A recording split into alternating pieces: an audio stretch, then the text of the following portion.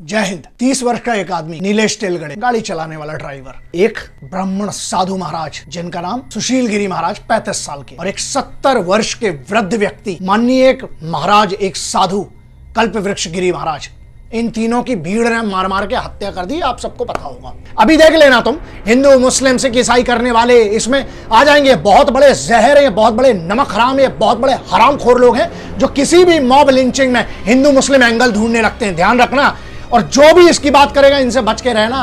अभी मैटर ये सब का नहीं है। अब एक बात, सबसे बड़ा मेरा जो सवाल है ना, वो ये है उन लोगों से, कहां गए वे हिपोक्रेट्स?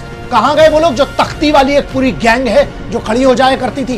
कहां गए वो ट्विटर पे वॉर चलाने वाले, युद्ध चलाने वाले? कहां गए वो लोग जो अफजल गुरु जैसा हरामखोर आतंकवादी मरता है, या बहुत बड़े बड़े आतंकवादी जब मरते हैं तब सालों को बड़ा सुरक्षित फील होने लगता है इस देश में? अब क्या हो रहा? जब दो संत और एक वो रोज कमा के खाने वाला, इकलौता घर का कमाने वाला वो लड़का था नीलेश ड्राइवर, जब वो मरा, अब क्या हुआ? अब असुरक्षित फील नहीं हो रहा तुम लोगों को? क्या हुआ?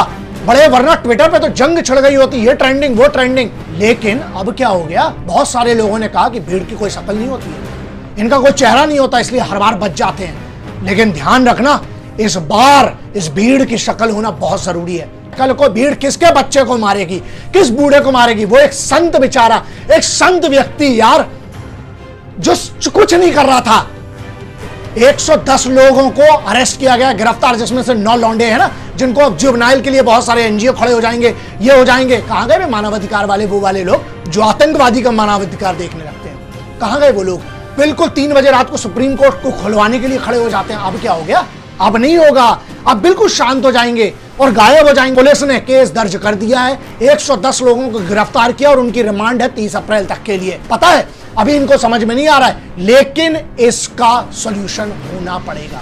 पब्लिक में जब एक संत को मारा जाता है, सुनो, मुझे ये हिंदू मुस्लिम वाली चीज से नफरत थी है और रहेगी। मैं आज पर कह रहा हूं, अच्छा, और रही बात मेरी, चाहे वो तबरेज अंसारी का मामला हो, चाहे वो चंदन गुप्ता का मामला हो, हर बार जब मॉब लिंचिंग हुई है, याद रखना, मेरे वीडियो उठा के देख लो, मैंने ये बात कही है, सिर्फ मुसलमान नहीं मर रहा है, सिर्फ हिंदू नहीं मर रहा है, यहाँ पर हिंदुस्तान मर रहा है। यहाँ पर हिंदुस्तान के कानून का डर मर रहा है, और वो इंसान के अंदर का ईमान मर रहा है जो पत्थर चलाते। इन लौंडों को तुम बच्चों में गिरोगे जो बूढ़ों को वहां पर मार मार के लाठियों से, हथियारों से उनको मार डाला?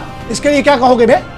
इसके लिए क्या इसको भी तुम धर्म का एंगल देना चाहते हो? इसको भी हिंदू मुस्लिम में बांटोगे? तो एफआईआर रजिस्टर की, जितनी इंफॉर्मेशन लिमिटेड है मेरे पास, लेकिन जितनी है उसके हिसाब से ये है, बहुत क्लियर है। 6 सेक्शन लगे हैं इंडियन पीनल कोड, भारतीय दंड संहिता के हिसाब से। सेक्शन 302, सेक्शन 148, सेक्शन 149, इसके अलावा 120B, सेक्शन 427, ये 6 धाराएं लगी है इन लोगों के ऊपर। कानून की कमी नहीं है, कानून सही है, कानून मॉब लिंचिंग के खिलाफ बहुत तगड़ा है, लेकिन उसको इंप्लीमेंट करना पड़ेगा। सीआईडी को इसको हैंडओवर कर दिया गया है। 2 सब इंस्पेक्टर थे, वो इसमें सस्पेंड हो चुके हैं। धारा नंबर 34 क्लियरली है, जहां पर कॉमन इंटेंशन होती है। चाहे भीड़ के जितने भी लोग थे, उनकी एक इंटेंशन क्लियर थी, इन साधुओं को मारना। जब तक ऐसे हरामखोरों को, जब तक ऐसे लोगों को जो कानून को कुछ नहीं समझते हैं, जब तक कानून का डर पैदा नहीं होगा, ऐसी होती रहेंगी दुर्घटनाएं। इसलिए ध्यान रखना ये बात। तो क्यों कानून अपनी ताकत दिखा के इन हरामखोरों को